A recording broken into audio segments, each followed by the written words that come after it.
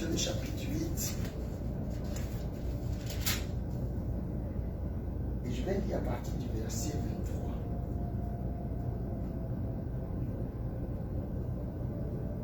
Nous sommes dans notre grand thème Grandir avec Dieu.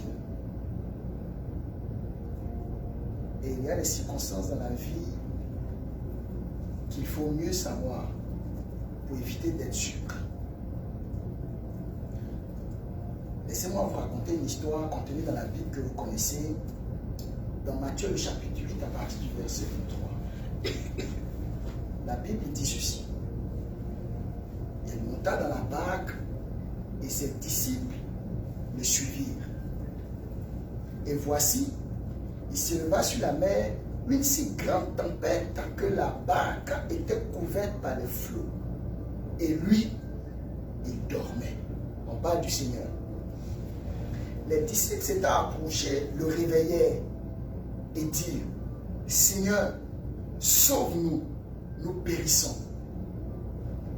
Il leur dit, pourquoi avez-vous peur, gens de peu de foi? C'est une question, on se pose la question même de savoir pourquoi le Seigneur pose une telle question. Alléluia. Alors, il se leva, menaça les vents et la mer, et il eut un grand calme.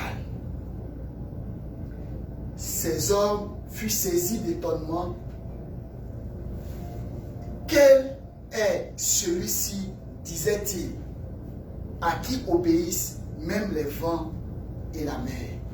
Amen, amen et amen. Alléluia. Si je dois donner un thème à mon récit de ce soir, c'est que faire quand tout va mal. Alléluia. Que faire quand tout va mal? Je ne viens pas ce soir pour vous dire point 1, point 2, point 3, point 4, point 5.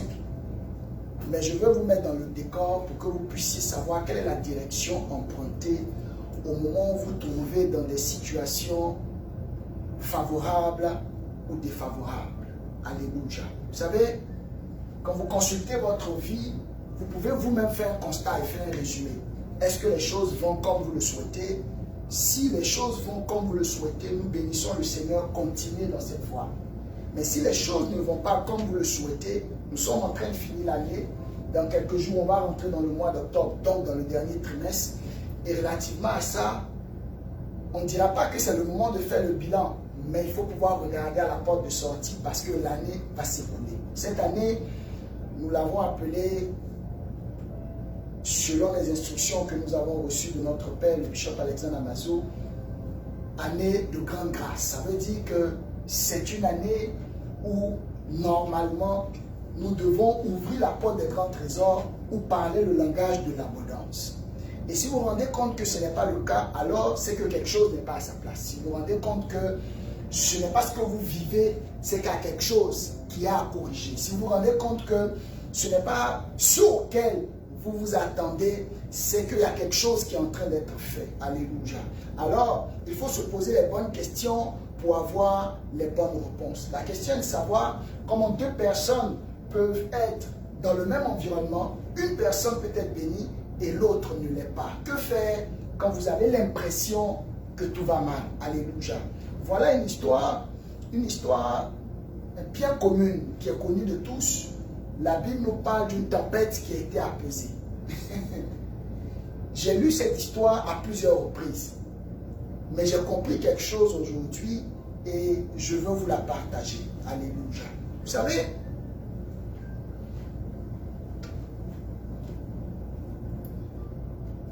il y a des gens qui définissent la réussite comme étant l'obtention de quelque chose qu'on souhaite. D'autres ont des choses et disent qu'ils ont réussi. D'autres ont des choses et disent qu'ils n'ont pas réussi parce qu'ils n'ont pas obtenu ce qu'ils n'ont pas voulu obtenir. Je vous explique. Vous savez, la réussite est un terme qui est purement relatif pour les hommes.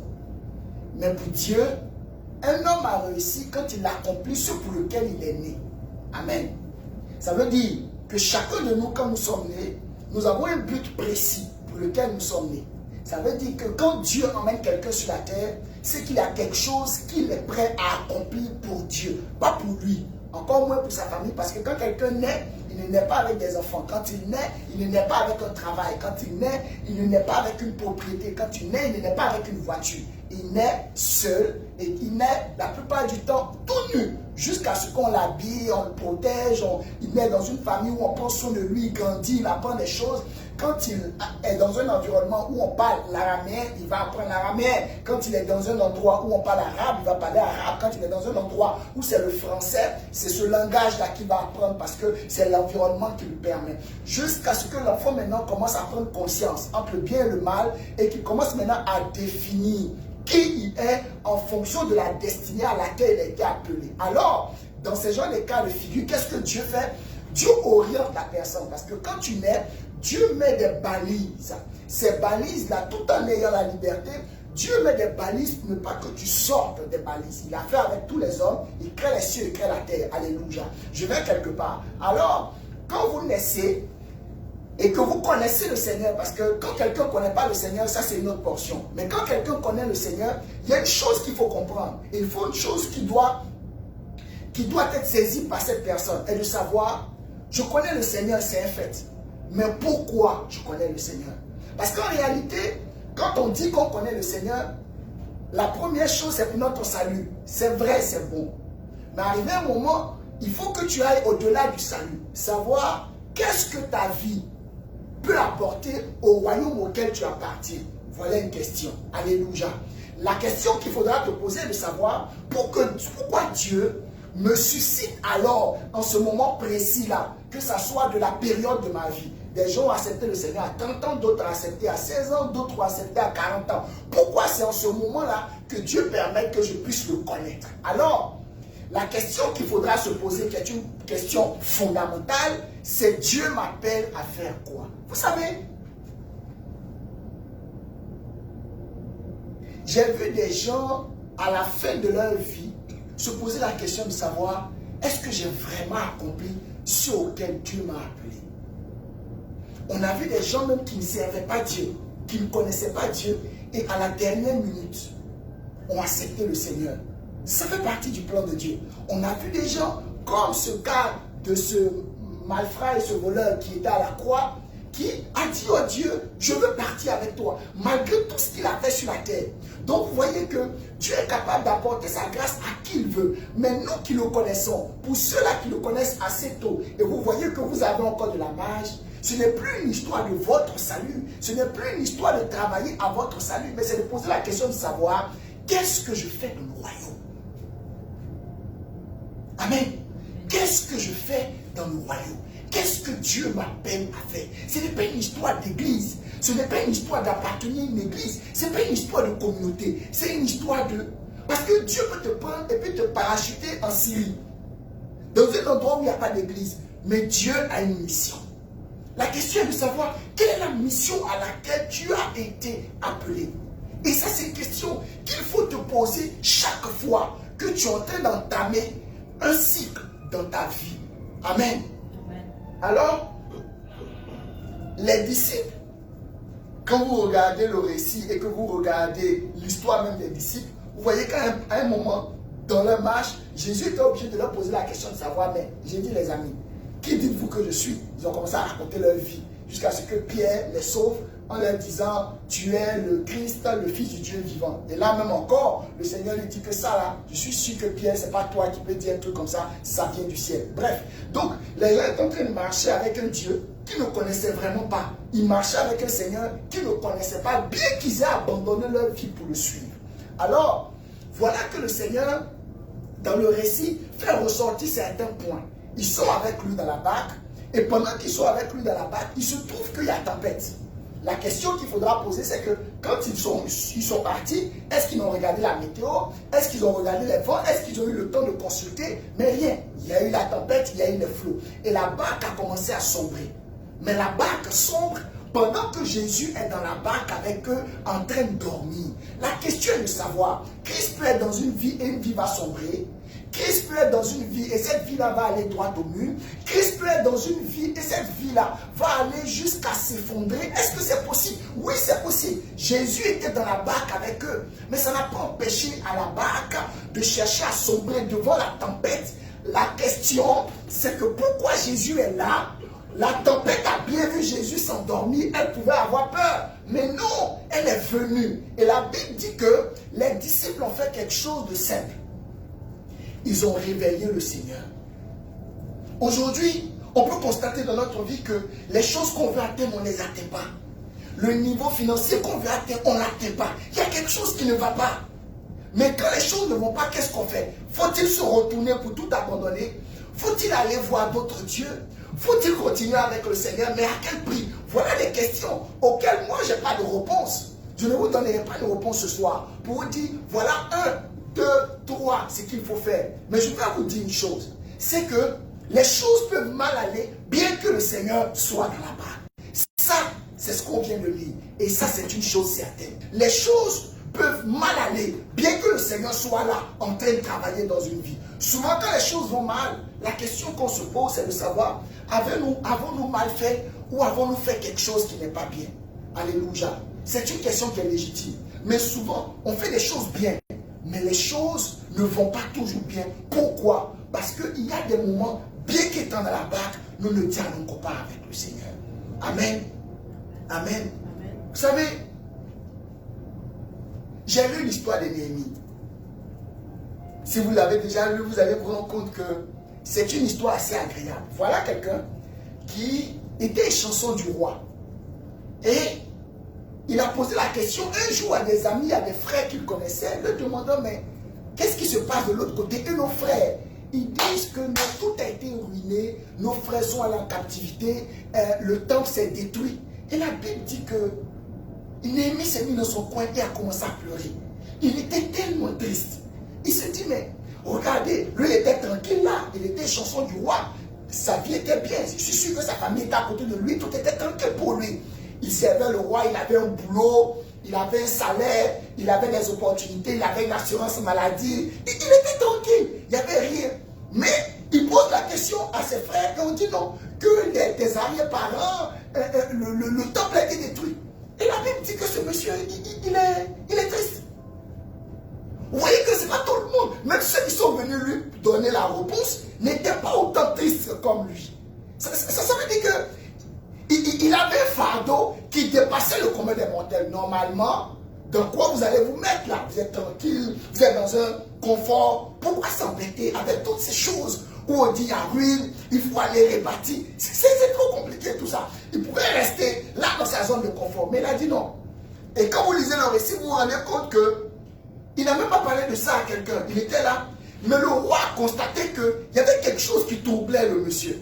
Alors le roi lui a demandé, mais pourquoi tu es si triste? Je te connais, c'est pas comme ça que tu es d'habitude. Mais il y a comme quelque chose qui au fond de toi te tourmente. Alors il commence à en parler au roi. Il dit au roi, c'est vrai, tu as raison. Mais je dois aller rebâtir et il y a quelque chose qui ne va pas. Regardez, ça dit qu'il s'engage dans une mission qui dépasse sa propre tête. Il s'engage dans une mission qui ne concerne pas les gens de sa famille. Parce que ce qui va aider, le temps qu'il va rebâtir, ce n'est pas pour sa famille.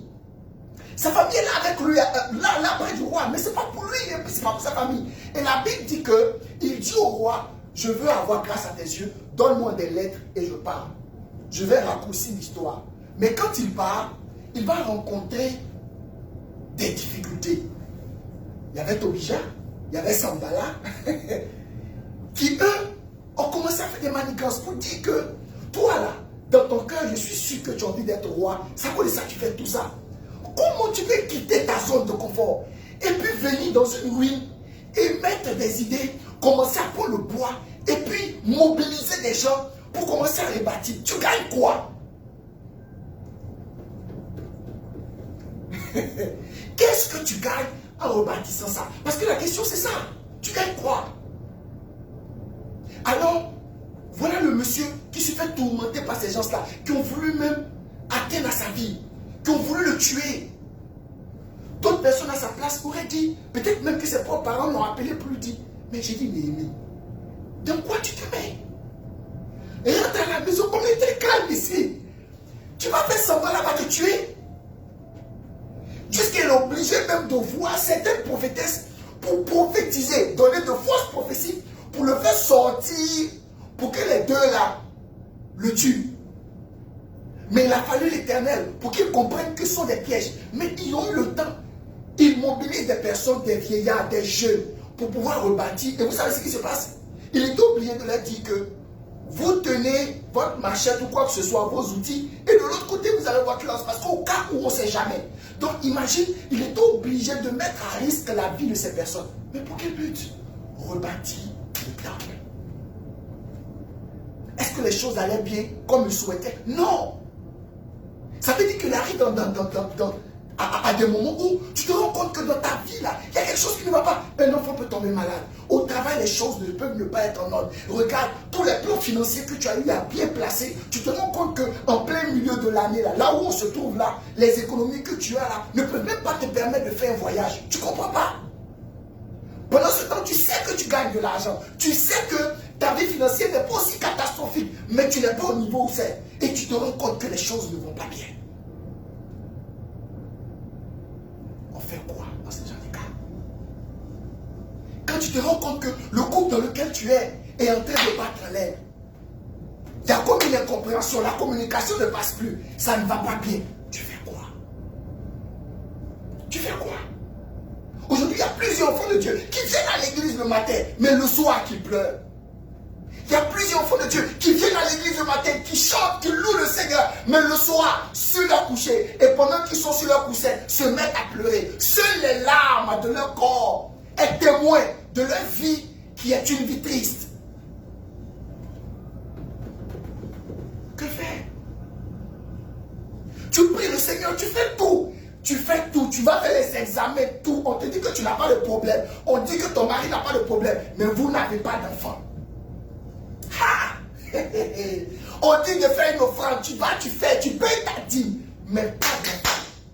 Pendant ce temps, dans une famille à côté, les gens ont tellement d'enfants qui sont tellement tristes. Pour dire pourquoi tu m'as donné autant d'enfants. Depuis que les enfants sont rentrés dans ma vie, c'est galère sur galère, je ne m'en sors pas, je n'ai pas ma paix, je n'ai pas ma liberté. Pourquoi? Si je dois retourner derrière, je vais être sans enfants. Dans le même environnement, deux personnes, deux langages. Tu fais quoi? Tu pries. Dieu t'entend, il te parle. Mais la situation ne bouge pas. Tu fais quoi? Tu fais quoi? C'est bien beau de dire tu vas ouvrir la Bible, tu vas tomber sur un psaume qui fait pitié, et puis tu vas te mettre à pleurer pour dire Seigneur, voilà, ils ont vu là ma vie. Vous savez, il y a des psaumes là, comme les psaumes 143, il y a des psaumes où, je vous vois dans les psaumes 91, où quand tu parles, c'est-à-dire que tu sens de l'émotion et tu as l'impression que pendant que tu lis ça, Dieu est à côté de toi et puis il sent ce que tu ressens. Non! Non! Non! Tu fais quoi? Quand même pour élever la voix le soir pour prier, tu ne peux pas. Parce que tu es étreint par une émotion que tu ne peux pas expliquer. Les choses ne vont pas bien. Mais tu as expliqué ça à qui? Les gens vont te dire, mais toi tu as la maison, toi tu pleures. Toi tu as une voiture, tu pleures. Toi tu as un enfant, tu as jusqu'à même deux, tu pleures. Regarde, moi je ne travaille pas depuis un temps. On a eu les mêmes diplômes, je ne travaille pas. Mais toi tu travailles et tu pleures. Tu as expliqué à qui? Tu as expliqué à qui? Tu ne sais même pas que celui à qui tu as expliqué là, peut-être c'est un sambala. Il va écouter ça pour chercher à écouter ta vie et te tuer. Tu ne peux pas faire confiance à quelqu'un. Tu parles aussi à Dieu, il dit ok, il a compris. Mais quand il te parle, c'est d'un autre sujet. Tu fais quoi? Tu fais quoi? Il y a des moments où la vie chrétienne est... C'est complexe. C'est complexe. Mais il y a une chose qui est certaine, c'est que Dieu est bon. Oui, il est bon. Et ça ne souffre d'aucune ambiguïté. Dieu est bon. Mais tu fais quoi? Tu fais quoi? Les disciples pouvaient dire, mais attends, il ne peut pas avoir tempête. Il est là avec nous.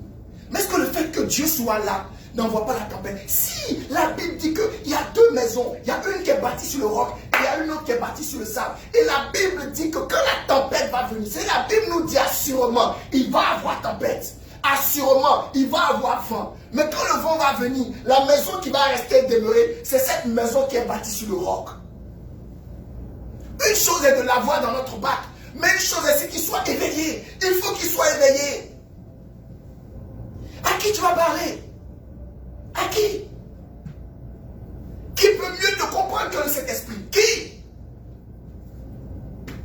Qui? Et tu n'as même pas pu tenir jusqu'à un moment, tu étais obligé de glisser. Tu étais obligé de pouvoir regarder des choses pour te fortifier. Tu étais obligé de rappeler certaines personnes que tu t'étais séparé pour juste leur parler. Parce que je te dis que eux là, ils font partie de ton passé et eux au moins ils te comprennent. Mais tu expliques ça à quelqu'un, ils vont te juger.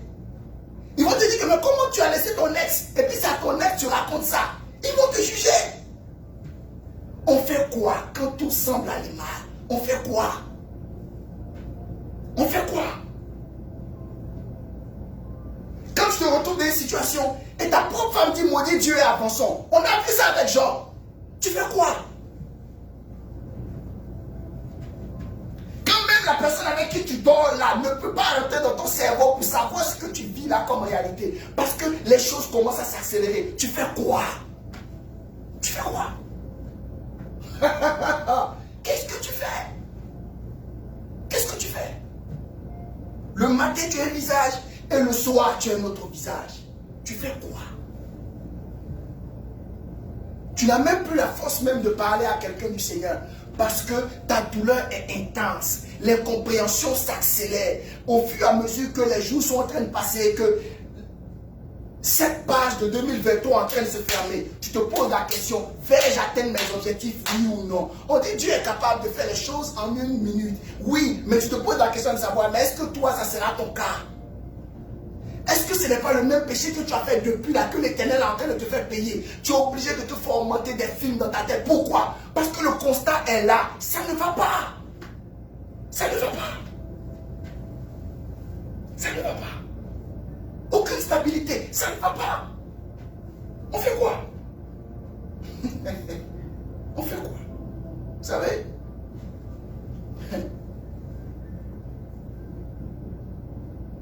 Si tu restes dans cette position-là, je t'assure, rien ne va aller. Parce que la vie est telle que les mêmes procédés donnent les mêmes résultats.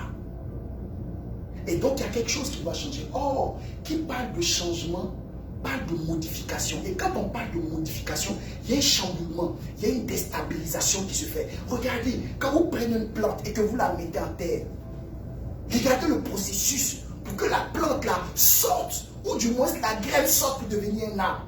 Elle est obligée de laisser son ancienne peau. Elle est obligée de se confondre à la terre, de se confondre à la terre, de se nourrir de la terre, de ses sels minéraux, de l'eau, pour faire un avec la terre et puis laisser le cotylédon sortir. Mais je vous assure, comment on peut expliquer qu'une plante aussi faible puisse arriver à percer la terre jusqu'à sortir? On peut expliquer ça comment? Même la plante connaît ce processus de changement. Parce que quand vous prenez la plante, vous vous rendez compte que quand vous prenez la graine, elle est obligée de pourrir. C'est-à-dire qu'elle va jusqu'à l'extrémité. Elle pourrit d'abord avant de laisser place maintenant à la nouvelle peau. Bien aimé. C'est-à-dire que Dieu est obligé d'attendre que ton corps pourrisse d'abord. On a vu avec Lazare. Il a pourri d'abord. Et puis quand il est venu, il a dit à Marie, mais attends Marie, hey, je t'ai dit non. Ça veut dire que même quand vous vous rendez compte que vous êtes au bord, la Bible dit que c'est lui qui tient la clé des morts et des séjours des morts. Ça veut dire que même si ce n'est pas lui qui t'a envoyé à la mort, là, il est capable de t'en faire sortir. Faire confiance à Dieu là. On est dans un monde où ce n'est pas une alternative. C'est tout ce dont nous avons besoin. Lui faire confiance. Parce que les gens vont vous donner des conseils qui sont basés sur leur expérience. Mais l'expérience n'est pas la norme. L'expérience n'est pas la norme. Aujourd'hui, tu ne sais même plus à quel c'est te vouer. Quand un finit d'être malade, c'est un autre qui est malade. Tu ne sais pas s'il faut aller à l'hôpital, s'il faut prier, tu ne sais pas. Toi, tu te demandes, mais est-ce que ta voix même est entendue, même est-ce que Dieu t'entend? Tu ne sais pas parce que c'est tout un trouble, tout un mélange. Tu fais quoi? Il faut que tu comprennes qu'il n'y a pas de changement sans dérangement. Ça, il faut noter ça. Pas de changement sans dérangement. Il faut bien noter ça dans ton esprit. Non. Parce que tu veux que les choses changent, tu es obligé de changer d'autres choses. Tu es obligé de déranger ta vie. Ta vie, là, tant qu'elle reste dans ce confort-là, tu ne vas rien voir. Parce que Dieu, là, regarde ce que les disciples ont fait. Ils étaient obligés de le réveiller. Mais ils étaient tranquilles, ils étaient en train de discuter, le gars, il se reposait. Maintenant, la tempête, qu'est-ce qu'ils ont fait? Ils étaient obligés d'être dérangés. Ils sont allés réveiller le maître. Ils disent, réveille-toi. Mais il est tellement choqué, il leur dit, mais attends. Je ne suis pas choqué le fait que vous n'ayez pas de foi, mais ce qui me choque, c'est que vous vous êtes débrouillés pour me laisser dormir. Attends, donc, avec tout ce qu'on a là, vous n'avez rien à me dire pour que je sois là, que je m'ennuie dans cette barque-là, jusqu'à dormir. Donc, quand ils ont dit, c'était non, tu veux trop de miracles, tu es fatigué, tu as besoin d'un peu de repos, tu sais que l'eau apaisante. Il dit, ok. C'est pas à nous de justifier ce que Dieu doit faire ou ne pas faire. Non. Nous sommes les enfants. Lui, il est le Père. Nous sommes les créatures. Lui, il est le Créateur. C'est pas à nous de lui dire où il doit aller, qu'est-ce qu'il doit faire. Non. Dieu est un modèle. Il est un mode opératoire qui est unique à lui. Dieu fait ce qu'il veut, comme il veut. Bien aimé, aujourd'hui, d'autres personnes ont trouvé des alternatives. Quand ça ne va pas bien, qu'est-ce qu'ils font? Ils prennent des comprimés, ils se suicident. Mais regardez le taux de suicide. Regardez le taux de suicide dans ce monde. C'est ce que vous voulez. Vous suicidez. Mais quand vous finissez, c'est une année sans retour et sans visa. Droit à l'enfer. Malgré tout ce que tu as fait, tu vas partir là-bas tranquillement. Pourquoi? Parce que tu dis non, j'en peux plus. Mais qui vous a dit que quand on n'en peut plus, là, on se suicide? Qui vous a dit ça? Vous avez vu ça où? Dans quel verset, dans quel passage, dans quelle théorie? Même les philosophes là ne disent pas ça. Que quand ça ne va pas, il faut se tuer. Vous avez vu ça où? Pourquoi l'homme a tendance à vouloir prendre la porte de sortie la plus courte quand ça ne va pas? Non. Vous savez, même les animaux ont ce qu'on appelle le système d'autodéfense. Même les animaux. Les animaux, là, quand ils sentent qu'ils sont coincés, ils sont obligés de se défendre. Regardez, vous allez prendre l'animal le plus faible qui va mettre au monde une Afrique. Prenez même un poulet. Poulet, là, quand vous allez voir la poule a fait ses œufs, vous êtes sûr que vous qui êtes homme, même si c'est vous le propriétaire, vous pouvez venir prendre les œufs comme ça de la poule sans sa permission et elle ne fera rien. Dites-moi, pour ceux qui ont déjà expérimenté ça. Mais la poule sera obligée d'être violente. Parce qu'elle a un système d'autodéfense. Regarde ce que tu as fait de ton système d'autodéfense. Où est-ce qu'il est? Où est-ce qu'il est? Même dans une voiture, quand vous roulez une voiture et qu'il n'y a plus d'essence là, il y a ce qu'on appelle la réserve. La réserve. C'est-à-dire que même ceux qui ont créé une voiture ont créé ce système-là parce que en réalité, c'est comme ça que ça fonctionne. L'homme a toujours une réserve. Qu'as-tu fait de ta réserve? Et puis pour savoir aujourd'hui que tu ne vas pas bien là, ce n'est pas aujourd'hui que ça a commencé. Il y a eu des signaux, petit à petit. Mais pendant ce temps, on est en train de te dire, comme une voiture, est en train de clignoter, attention, ton huile a baissé, attention, il n'y a plus d'essence, il ne va plus avoir d'essence, il te reste 60 km, attention, tu as dit, oh, je gère, parce que tu fais une distance de 15 km, je vais trouver une station. Après, on te clignote encore. Non, il reste 45 km. Ça, c'est rien. Je vais faire une petite distance, aller-retour 2 km, ça fait 5 km. C'est gérable. Jusqu'à ce que tu te retrouves en panne sèche. Je me suis posé la question une fois de dire, mais attends. Quand quelqu'un fait une panne sèche, là, il y a deux choses. Soit il fait exprès, ou soit il n'est pas le cadran. Parce que même quand tu dois aller dans un endroit, on te met la distance que ça fait en termes de kilométrage. Et sur le tableau, on te met le nombre d'essence que tu as qui peut faire. C'est-à-dire qu'on te dit que l'essence que tu as là peut faire 100 km. Et le trajet que tu vas faire fait 140 km. La question qu'on doit se poser, c'est quoi? Je prends l'essence ou non? Parce que ça, c'est... Soit si tu décides d'aller là et que tu vas partir pour revenir, on te dit c'est 140 km. Toi, tu n'as que l'essence de 100 km. Mais attends, c'est logique, non? De la même manière que c'est logique pour une voiture, c'est comme ça, c'est logique pour un homme. Je suis en train de dire que ce n'est pas aujourd'hui que toi tu constates que tu ne vas pas bien. Ce n'est pas aujourd'hui. Il y a les signaux là, tu les vois il y a longtemps. Mais tu as fait quoi?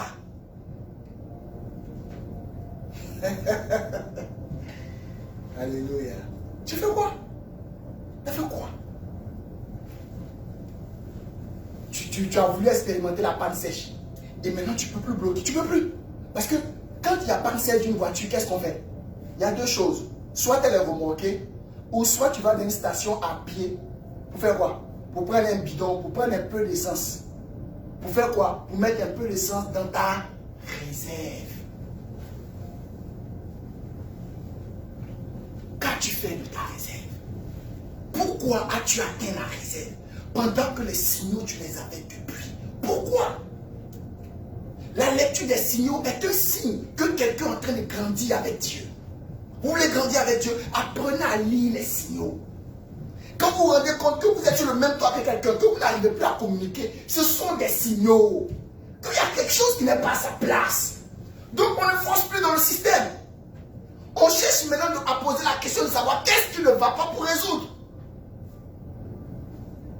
Quand vous vous rendez compte que votre plan financier, vous l'établissez propre, mais vous n'arrivez pas à épargner les 25 dollars ou les 50 dollars que vous-même vous avez, ça veut dire que dans vos calculs, il y a quelque chose qui n'est pas à sa place. Ou il y a une dépense que vous faites qui n'est pas prévue. C'est ce que ça veut dire. Alors, on se calme et on remet tout à niveau. Mais pourquoi attends-tu de toucher la réserve? Pourquoi? Et le constat est net. Tu n'as envie de rien. Tu n'as pas envie de parler à un frère. Quand tu entends même affaire de Jésus, mais tu vois les vidéos même, tu vois, tu passes dessus. Tu ne veux pas entendre quelqu'un. Quand quelqu'un a atteint sa limite et a atteint la réserve, là, c'est ça. Il est fâché contre tout le monde. Il ne veut plus. Quand il voit même TikTok, ou TikTok, il voit qu'il y a un pasteur qui est en train de dire, oh, c'est les mêmes, les pires. Défile ça. Il préfère les TikTok où on rit, on raconte des trucs.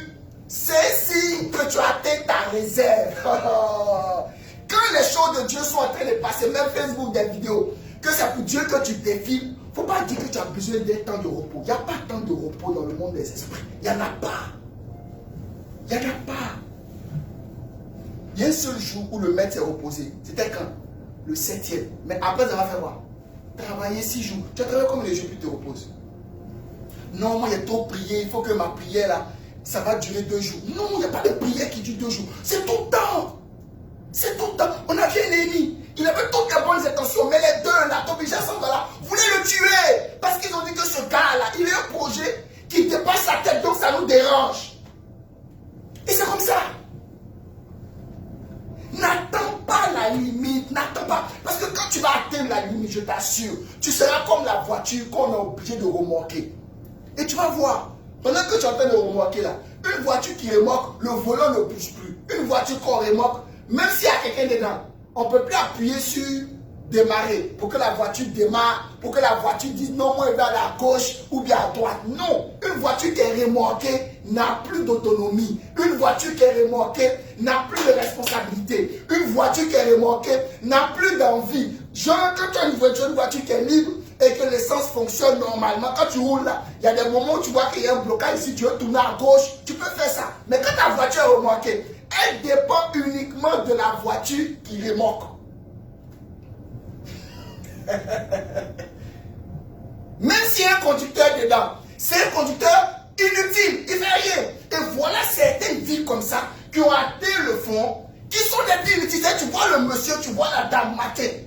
Mais l'inutile, elle se fait remarquer. Parce qu'elle a atteint le fond. C'est grave.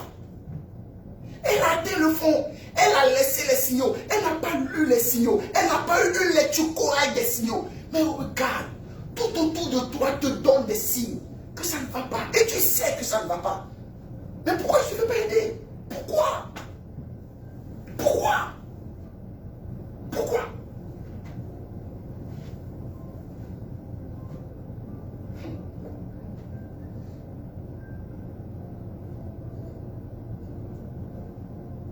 Pourquoi?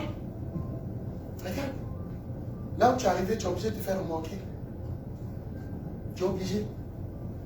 Ta vie est devenue insipide. Elle n'a pas de goût. Personne n'a envie de te ressembler. Tu es aigre. C'est-à-dire qu'il suffit que quelqu'un soit en contact avec toi. Il n'entend que tes réprimandes, que tes plaintes. Ce sont des signes que tu as atteint la réserve. Une vie qui atteint la réserve, ce n'est pas normal. C'est pas normal. C'est pas normal. La première, quand vous allez dans les grands parkings, dans les grands coins, là, on dit que les frères de remorquage, c'est aux frères de qui? Oh, parlez-moi. Les frères de Romoka, son frère de qui? C'est lui, celui qui a créé le problème là. C'est lui qui paye les frais. Et aujourd'hui, si tu as atteint cette limite-là, il ne faut pas penser que c'est quelqu'un d'autre qui a payé les frais de remorquage. Non, tu vas payer ça plein pot. C'est toi qui payes les frais de remorquage. C'est toi. Et tu te plains de payer les frais de remorquage. Mais attends, quand tu te fais aider là, c'est comme ça que tu es obligé de payer les frais de remorquage. Parce que c'est ta faute. Ce n'est pas la faute d'un frère, ce n'est pas la faute d'une soeur, ce n'est pas la faute d'un parent, de personne. C'est ta faute. Tu n'as pas écouté les signaux et tu es obligé d'atteindre la limite. Ils vont te remorquer. Et quand tu es remorqué, tu payes des frais. D'abord, tu as payé pour essence. Tu as payé frais de remorquage. Et si jamais même le moteur, parce que le moteur, il tourne à plein régime par rapport à un mouvement bien précis. Quand il n'y a plus d'essence, qu'il n'y a plus d'huile, c'est ton moteur que tu vas tirer. Parce que quand le moteur est touché, la dépense que tu n'avais pas envie de faire en mettant les 40 km restants en essence là, tu vas payer beaucoup plus. Donc regardez comment des gens ont endommagé leur vie pendant qu'ils ont fait de mauvais choix. Et aujourd'hui, ils sont dans un système de remorquage. C'est pas normal. Regarde aujourd'hui.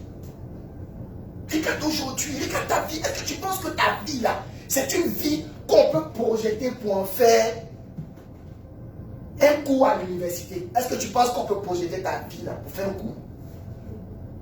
Pour dire point 1, si vous voulez, regardez celle-là. Point 2. Il y a des gens qui ont vécu, les Mères Thérèse, on projette leur vie. Les Martin Luther King, on projette leur vie. Les John Luther, on projette leur vie. Les Miles Monroe, on projette leur vie. On va projeter ta vie? Ah, c'est ça.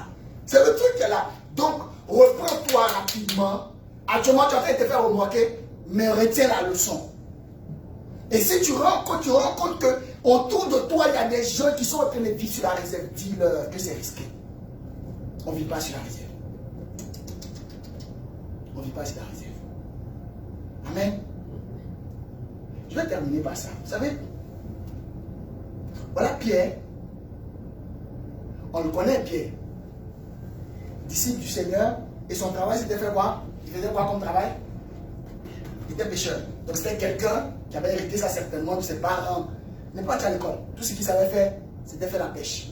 Et donc, il maîtrisait la pêche. Il pouvait même donner des enseignements sur la pêche, comment pêcher, comment tenir la maison. Il n'a pas fait de grandes études, mais ce qu'il savait faire avec excellence, c'était pêcher.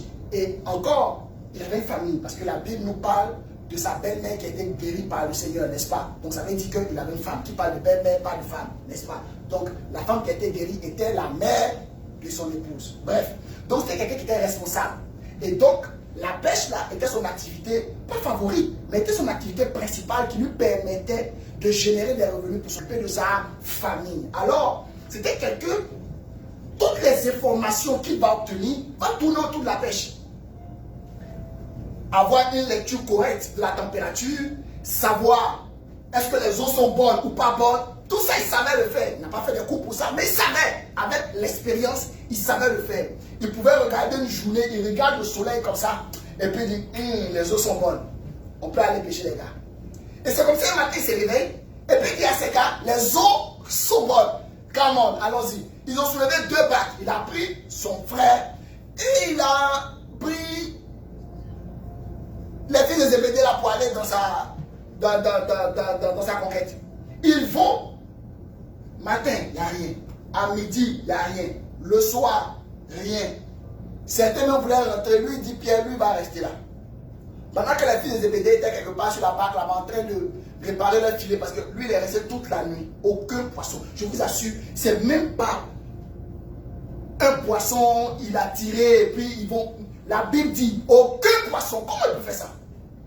On parle de Pierre, qui connaît l'art de pêcher, qui connaît les techniques pour pêcher, comment lancer même un filet, à quel niveau il faut tenir la barque pour que quand tu lances ce filet-là, au moins tu vas voir au moins 2 ou 3 poissons. Mais la Bible dit, toute la nuit, 0 poisson. Hein? Alors matin, quelqu'un arrive et quelqu'un lui dit, pardon, s'il te plaît, donne-moi ta barque. Tu veux savoir quoi faire quand tout va mal? Je vais te dire. Il dit, donne-moi ta barque. Et il monte dans la barque, il dit rien. Il y avait toute une foule. Je dis, se met à enseigner. Il fait les enseignements, il fait les miracles, tout va bien. Tout. Quand les gens finissent, il dit ok, on va bouger ensemble. Bougeons. Et ils arrivent en plein milieu et il lui dit, lance le filet. Maintenant, Pierre qui lui dit, tu sais, celui à qui tu as parlé là, ok, il n'y a pas de problème. Ça, c'est ton travail.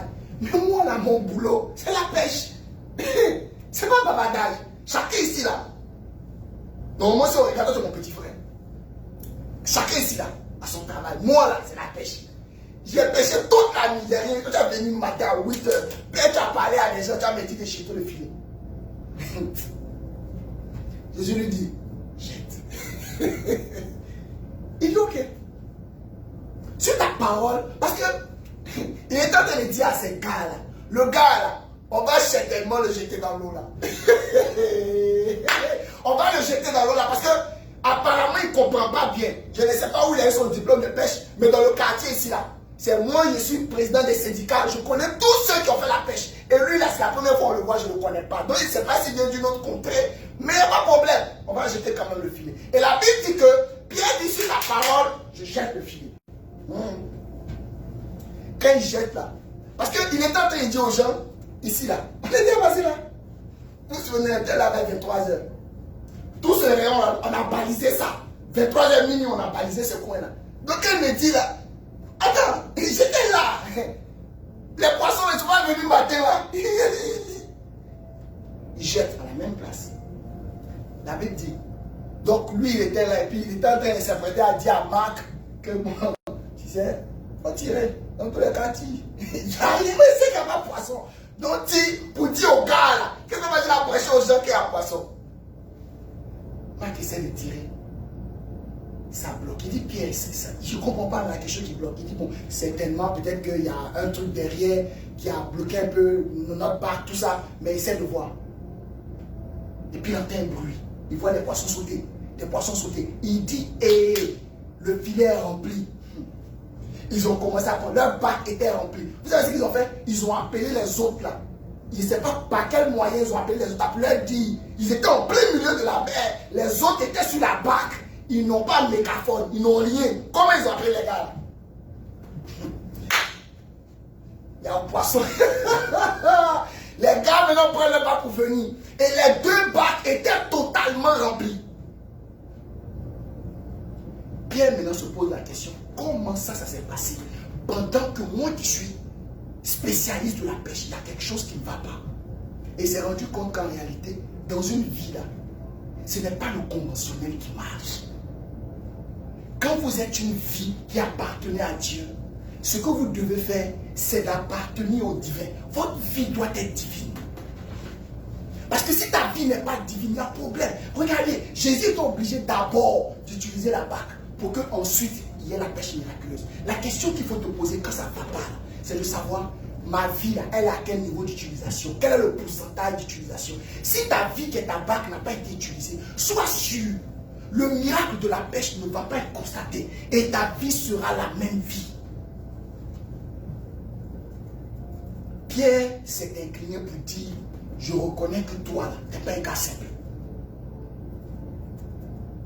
Vous voulez vivre le miraculeux? Laissez votre barque être utilisée.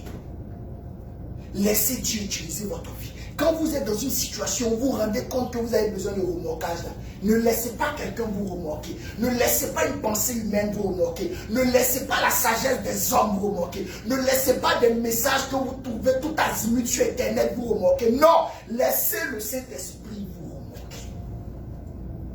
Rien que le Saint-Esprit, laissez-le vous remorquer. Laissez le Saint-Esprit monter dans votre barque et réparer votre voiture. C'est lui seul. Et quand ça se fera, vous verrez, vous allez vivre le miraculeux. Vous savez, quand dans une vie ça ne va pas, ça ne veut pas dire que tu as fait quelque chose de mauvais.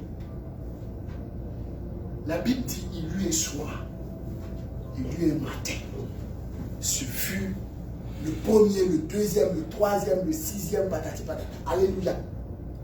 Pour vous dire, la nuit d'abord, le matin ensuite. Mais si tu ne tiens pas bon la nuit, le matin tu ne trouveras pas. Si pendant que tu bois le noir, tu ne sais pas rester digne et mettre ta confiance en le Seigneur, il y aura problème.